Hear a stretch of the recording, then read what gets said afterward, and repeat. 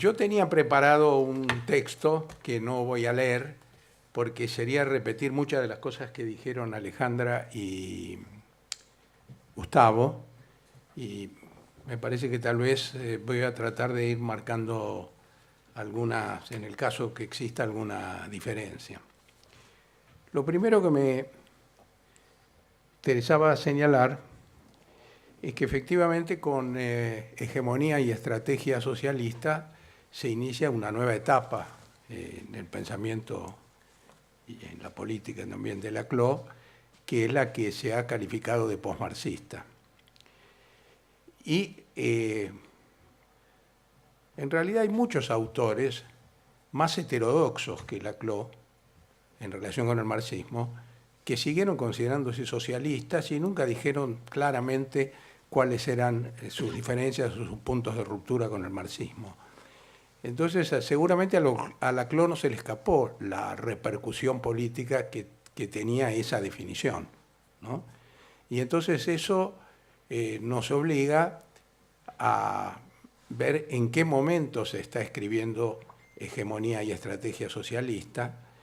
que es en mediados de la década del 80, cuando bueno, todavía no ha caído el muro de Berlín, faltan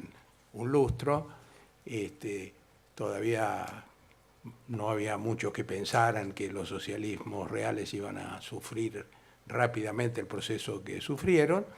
pero estaba claro que había una declinación del marxismo en Europa, por lo menos en el terreno académico y teórico estaba muy claro.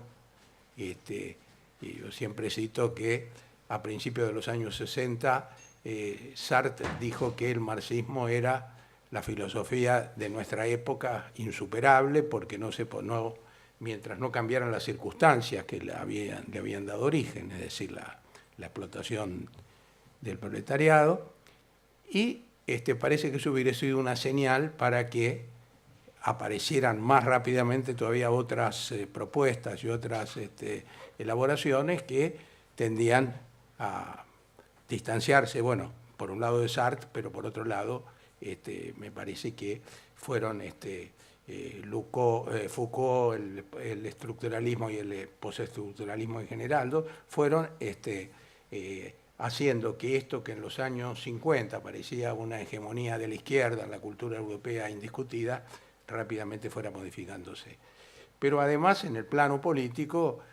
bueno, hegemonía y estrategia socialista se escribe 3 años después, o casi 4, de que fracasa la experiencia de Mitterrand, de una socialdemocracia que volvía a algunos orígenes muy antiguos del socialismo, y termina de algún modo aceptando la hegemonía, no sé si la hegemonía, pero por lo menos muchas cosas del modelo neoliberal. Ya el socialismo, el comunismo italiano está en el proceso también de declinación. Lo dice Laclau en el libro del año 81 y Alejandra lo citaba, es decir, hasta el 68 esta concepción de la hegemonía que tenía Togliatti inspirado en Gramsci permitió dar respuesta a situaciones muy complejas de la sociedad italiana, pero a partir de ese momento se vio la insuficiencia de esa concepción, de algún modo lo que Laclau todavía no estaba en condiciones de señalar plenamente en ese libro de 1981 al que me estoy refiriendo, pero que va a inspirar después los trabajos que llevan a hegemonía y estrategia socialista. Entonces, por un lado, había muchas razones políticas para declararse posmarxista, pero por otro lado, además, como decía Gustavo, ya estábamos en una situación en que se hacía difícil pensar muchas cosas, ¿no? Y esas muchas cosas son las que él enumeraba, es decir, él, Gustavo y él, Laclau, que tenía que ver con la pérdida de centralidad de la clase obrera, con la crisis de los socialismos reales y con la aparición de nuevos movimientos sociales que cuestionaban mucho más profundamente la idea de que tenía la izquierda europea, por lo menos los partidos comunistas, en cuanto al rol de la clase trabajadora y de los partidos comunistas. Eso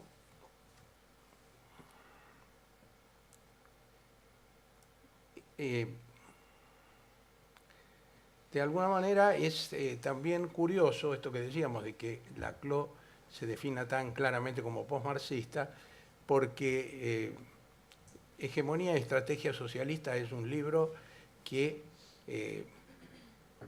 cuyos temas, es decir, que analiza en los diferentes capítulos, por lo menos en los 3 primeros, como señalaba Gustavo, tienen que ver con la historia del movimiento comunista internacional, es una permanente discusión con el marxismo y incluso con la teoría económica del marxismo. Recordemos que hay un cierto cuestionamiento a la teoría marxista del valor-trabajo. Y entonces lo que uno tiene que pensar es que no solo hay un componente político en esto de declararse político, en esto de declararse postmarxista, sino que también Laclau quiso mostrar que se iniciaba de alguna manera una nueva etapa y que era bueno no llamarla marxista porque las afirmaciones del marxismo que resultaban insostenibles ya eran demasiado importantes, pero ahí él va a seguir diciendo permanentemente que de ninguna manera puede renunciarse a seguir pensando a partir de Marx. Y el marxismo, o la obra de Marx, mejor dicho, sigue siendo un componente siempre fundamental en la reflexión de Laclau. Ahora, en realidad, cuando uno piensa en esta ruptura de Laclau con el marxismo, se pregunta cuál era el marxismo de Laclau, ¿no? Y quién era Laclau en realidad, no solo en el terreno desde una perspectiva más filosófica, ideológico-política. Es decir, en la trayectoria de Laclau en la Argentina, anterior a la dictadura del año 76, nos encontramos con un personaje con facetas que pueden considerarse contradictorias de algún modo. Laclau era integrante del Partido Socialista de la Izquierda Nacional, es decir, el grupo de Abelardo Ramos. No creo que haya muchos integrantes del grupo de el Colorado Ramos que hayan estudiado Althusser. Casi diría que deben ser seguramente poquísimos, ¿no? Bueno, Laclau era alguien que en sus trabajos y en su acción política tenía una visión del peronismo muy diferente a la de la izquierda tradicional. Siempre estuvo muy dispuesto a ver que en ese peronismo había un contenido a desarrollar de tipo emancipatorio. Entonces nadie puede extrañarse demasiado de sus teorizaciones del populismo posteriores, pero por otro lado, Laclau es, desde el primer momento, desde sus primeros trabajos en la Argentina, un marxista muy riguroso, muy preocupado por dotar a su trabajo de una, podemos llamar, de una pretensión científica, y eso explica cómo, seguramente como muchos otros en la época, se sintió fascinado por alguien como Althusser, y eso se advierte en los trabajos a que se refirió Alejandra, ¿no? Pero incluso antes de Althusser, cuando uno lee lo que escribía Laclau en 1973 publicado en el 73, acerca de los modos de producción en América Latina, o ve cómo interviene en la polémica tan importante en esos años 60 y 70 sobre la transición del feudalismo al capitalismo, Laclau no solo revela un conocimiento profundo del marxismo, sino que tiene una preocupación, por ejemplo, en su polémica con Gunther Frank, por deslindar los conceptos, por ser riguroso en la caracterización del modo de producción, que de alguna manera, en una visión más simplista, digamos, parecería incompatible con el posicionamiento político que tenía.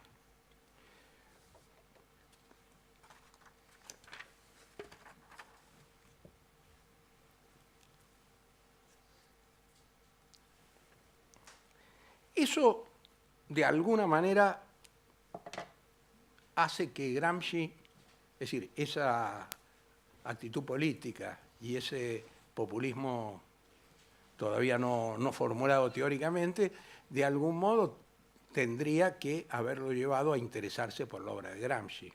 Parece que eso a mí me parece indudable. Creo que cuando Laclau dice, cita a Gramsci y al Althusser como dos fuentes principales en su elaboración teórica posterior, me parece que hay también un reconocimiento a muchas cosas de Gramsci, no solo la hegemonía, sino bueno, la misma versión de la hegemonía como una voluntad nacional popular, o la misma importancia o jerarquización que hay en Gramsci del problema nacional popular. Pero está claro que el centro de la influencia de Gramsci en Laclau y de algún modo, como decía el profesor Serra, para demostrarle que algunas cosas he entendido, uno de los dos puntos centrales del aporte de Gramsci, el de la hegemonía y el de la reforma de la filosofía de la praxis, es decir, es el concepto de hegemonía, y es interesante señalar que cuando Laclau habla de la fragmentación de las sociedades capitalistas, tanto ya desde fines del siglo XIX, cuando él habla de la crisis del marxismo, como en las sociedades europeas contemporáneas, al surgimiento de un pluralismo de movimientos sociales y reivindicaciones, etcétera, que la sociedad argentina del peronismo era tal vez uno de los lugares donde resultaba más difícil pensar la no centralidad de la clase obrera, digamos así, porque no solo en un momento de industrialización y pleno empleo el peso social, digamos así, de los trabajadores era dominante, sino porque además había una, por lo menos desde la perspectiva de los sectores populares, ese peronismo era la mayoría de la clase obrera, ¿no? O casi el conjunto de la clase obrera. Entonces, sí, es muy claro que en ese momento la necesidad de pensar en términos de articulación hegemónica surge menos de una necesidad social, como sí creo que aparece esta sociedad exigiendo respuestas a esta sociedad más fragmentada que tenemos hoy, donde de pronto el rol del movimiento obrero aparece como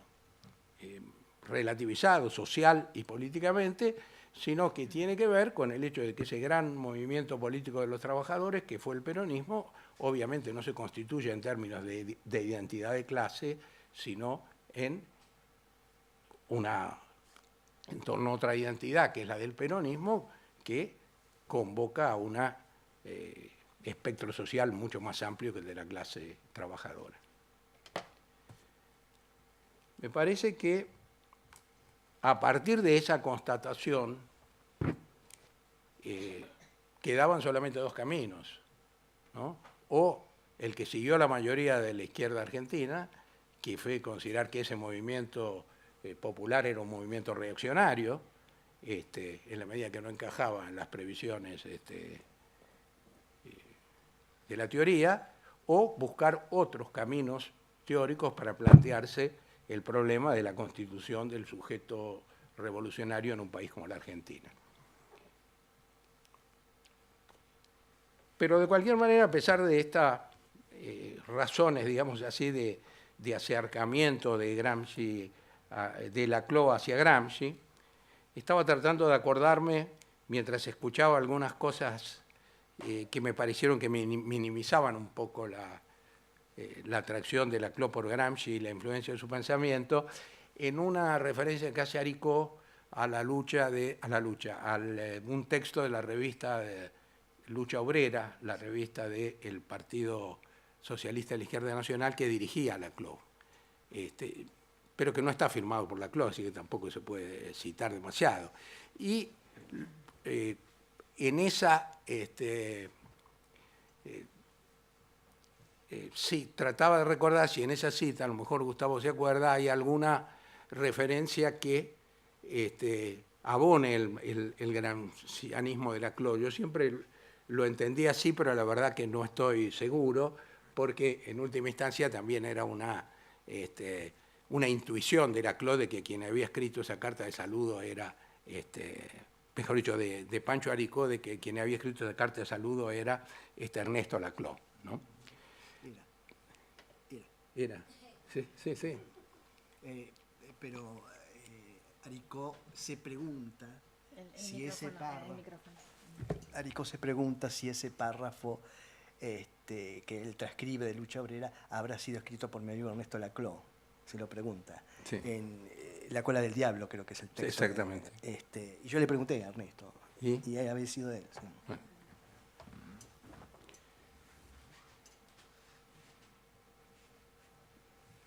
Bueno, pero a pesar, digamos, de estas vinculaciones que podemos o no establecer entre Gramsci entre Laclau y Gramsci en esa época, me parece que, como se ve en libros como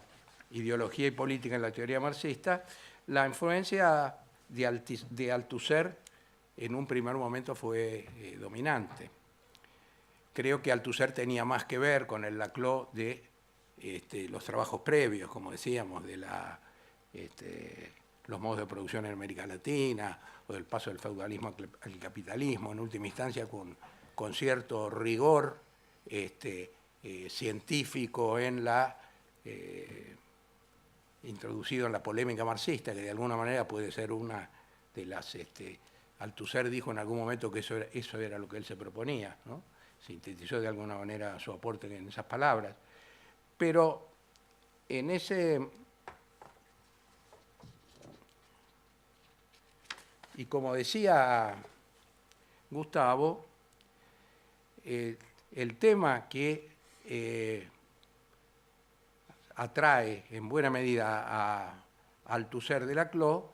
es que hay dos aspectos en los cuales, aunque está lejos de romper con el esencialismo de la clase obrera como sujeto y en general con los aspectos que después va a cuestionar Laclau en su obra de 1985, hay dos temas que de alguna manera relativizan la rigidez de esa visión esencialista. Uno es el concepto de sobredeterminación de las contradicciones que aparece en el artículo de Althusser que se publica en 1965, es decir, 20 años antes de Hegemonía y Estrategia Socialista, en el libro de Althusser, La Revolución Teórica de Marx, ¿no? Esta idea de la contradicción la sobredeterminación de las contradicciones, en buena medida permitía lecturas como, por ejemplo, más gramscianas, digamos así, porque estaba claro que, aunque había una contradicción que derivaba de la estructura económica, que era en última instancia la que tenía que ver con la constitución de la clase de los obreros y la clase capitalista, esa contradicción podía en determinado momento recibir, digamos así, la sobredeterminación de otras contradicciones, por ejemplo, la contradicción política, y esa contradicción podía jugar el rol fundamental en determinada coyuntura. Y esta era el segundo aporte de Althusser, que no rompía con esta visión del todo, no rompía por lo menos con esta visión jerárquica de las distintas regiones de las formaciones sociales capitalistas, en la que se veía una determinación de la base económica, pero limitaba esa determinación a lo que él llamaba una última instancia. Quiere decir que aceptaba que en determinadas sociedades, en determinados momentos de la historia, en determinadas formaciones sociales, el rol fundamental podía estar jugado por elementos ideológicos, la religión, por ejemplo, en la sociedad feudal, ¿no? O en determinadas circunstancias también por los factores políticos. Pero a pesar de esta ayudita que le daba a Althusser a Laclau en el camino de lo que sería su pensamiento futuro, esta resultó insuficiente porque en última instancia Althusser no rompía con esta idea del rol ontológico de la clase obrera, sino que pensaba a través de esta diferente articulación o esta posibilidad de una articulación diferente de la base económica y las estructuras ideológicas y políticas, de alguna manera habilitaba pensar sociedades más complejas como la que estábamos, o la, mejor dicho, la que estaba enfrentando él en Europa cuando escribía. Por otro lado, en alguna entrevista posterior también Laclau va a señalar los límites que tiene Althusser, ¿no? Es decir, nadie piensa que se pueda llevar adelante. El Laclau no lo dice exactamente con estas palabras, estas son mías, pero creo que lo interpreto, una renovación tan profunda en el marxismo como la que hay que llevar adelante en un partido como el Partido Comunista Francés, ¿no? Por un lado, el mismo Althusser, siendo injusto tal vez de algún modo, había señalado la debilidad teórica del Partido Comunista Francés en su historia, la débil tradición filosófica del comunismo francés, pero por otro lado, yendo a terrenos menos filosóficos, era un partido muy caracterizado por cierto sectarismo y por un alineamiento muy rígido en general con la posición soviética. Era, digamos así, un ámbito mucho menos propicio para la elaboración teórica y el debate de lo que siempre fue el Partido Comunista Italiano. Ahora, otro de los aspectos que me parece que contesta la pregunta de por qué es tan importante Gramsci para Laclau. Si hubiera vivido, seguramente Gramsci también hubiera dicho que Laclau era importante, pero no tuvo esa posibilidad. Es que, si recordamos cuál es el esquema que se plantea en Hegemonía y Estrategia Socialista y cómo se va desarrollando esta respuesta a la crisis del marxismo, bueno, lo primero es señalar que Laclau partió de esta afirmación de Masaryk de la crisis del marxismo, que es texto escrito en 1898, a fin de siglo, no era tan conocido. Yo creo que me sorprendió la primera vez que conocí ese dato. Y además seguramente habrá sorprendido también en el movimiento socialista de su época, porque 3 años antes Federico Engels había escrito un prólogo a la lucha de clases en Francia de Marx, que es de un exitismo, me animaría a decir que en general los escritos de los clásicos doctrinarios del marxismo no tienen, ¿no? Es decir, Engels aparece en ese momento muy impresionado por el crecimiento electoral del Partido Socialdemócrata. Entonces, en un texto que es muy interesante, él por un lado marca las limitaciones que existen para desarrollar la insurrección en los términos clásicos, que es la última experiencia, fue la Comuna de París, y explica las razones sociales y urbanísticas por las cuales no debe seguirse pensando en eso, y tiene expresiones tales como nosotros crecemos en la legalidad, ¿no? Que es lo que no estaba, digamos, dentro del lenguaje ni del modo de pensamiento tradicional del marxismo. Pero decía que Laclau va a hacer la historia del concepto de hegemonía a partir de la socialdemocracia rusa, que tal vez sea la visión menos distanciada de la ortodoxia, o eso mismo es la ortodoxia de algún modo, es decir, en la medida que la idea de hegemonía se confunde con la idea de dirección o de dominación. Es decir, no hay ninguna, no se aprovecha, digamos, lo que puede tener de enriquecimiento el término hegemonía frente a la simple formulación de que es necesario hacer alianzas de clases y que los comunistas tienen que tener, o los socialdemócratas o los bolcheviques tienen que tener la dirección. Pero después analiza, como se sabe, a Bernstein, a Rosa Luxemburgo y a Sorel, y va mostrando, y esto es lo que me parece interesante, que todas estas formulaciones de la teoría, de la respuesta a la crisis del marxismo, son visiones alternativas del problema de la hegemonía. Y ahí finalmente culmina en Gramsci, y yo digo que esto es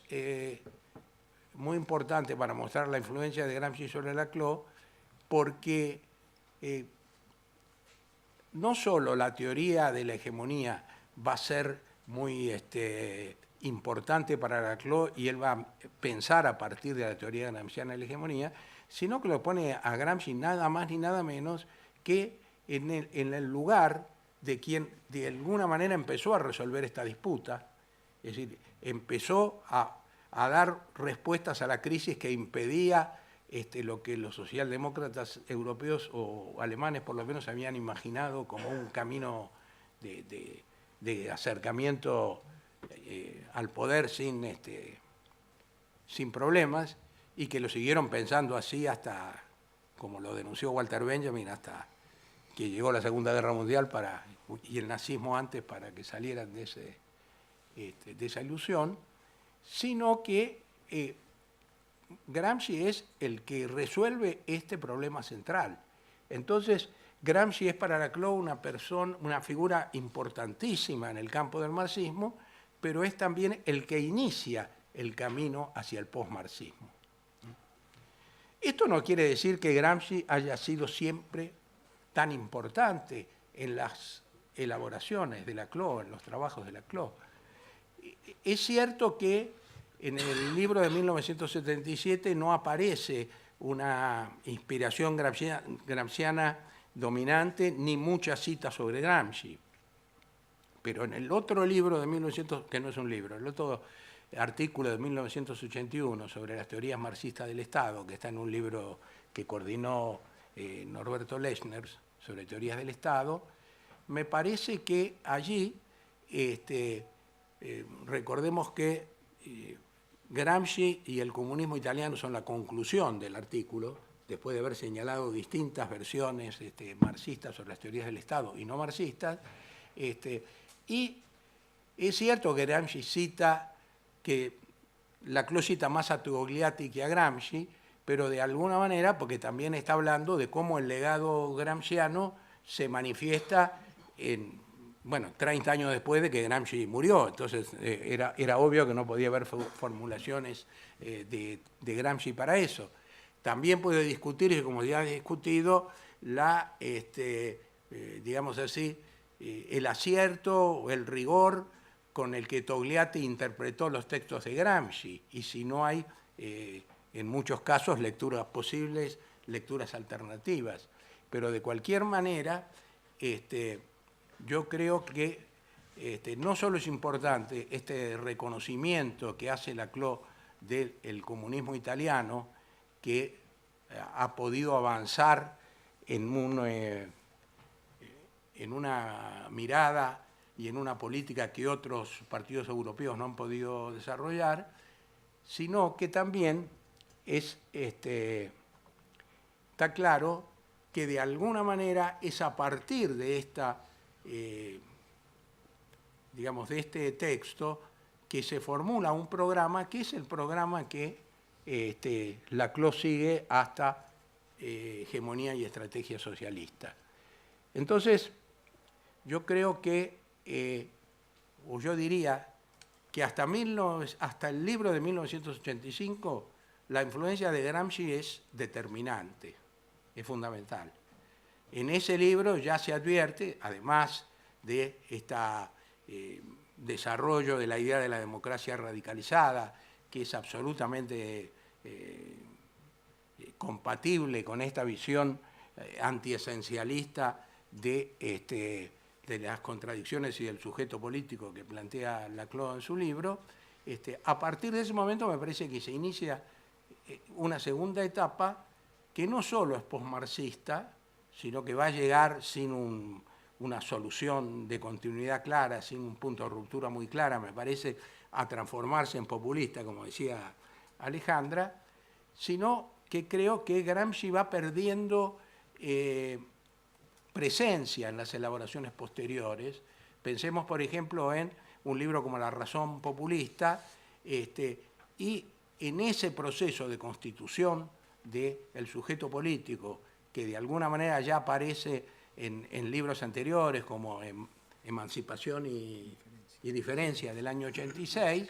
aparecen ideas como la del significante vacío y la constitución de la cadena de equivalentes, que no son claramente gramscianos. Es decir, no está inspirado en Gramsci, tiene mucho más que ver con las citas que hace en esos textos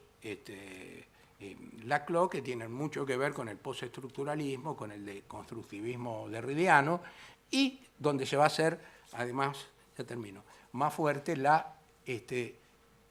al llegar a la razón populista, la influencia de Lacan.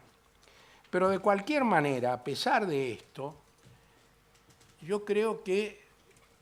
sigue siendo cierto que toda la construcción en torno a la hegemonía sigue siendo gramsciana fundamentalmente, en la medida en que es imposible pensar sin Gramsci esa construcción de la hegemonía.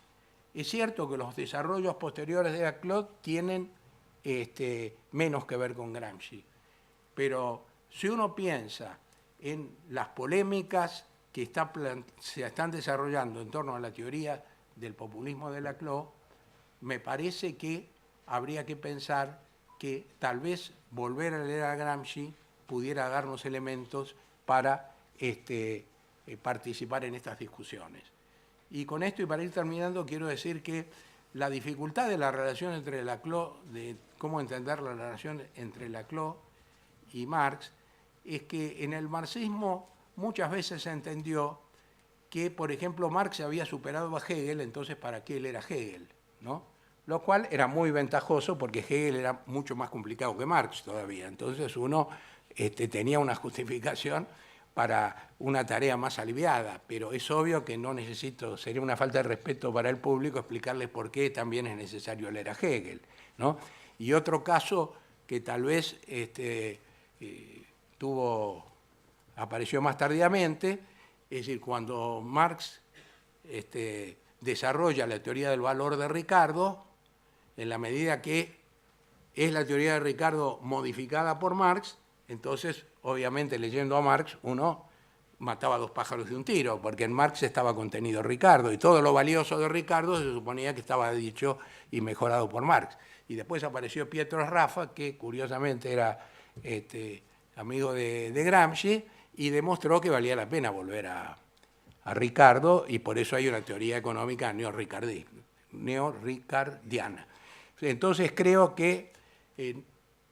el gran aporte que Gramsci ha hecho en el desarrollo de la obra de Laclau no tiene que hacernos olvidar de que Gramsci sigue admitiendo muchas lecturas, como todos los pensadores clásicos, y que la de Laclau es una de ellas, nada más. Gracias.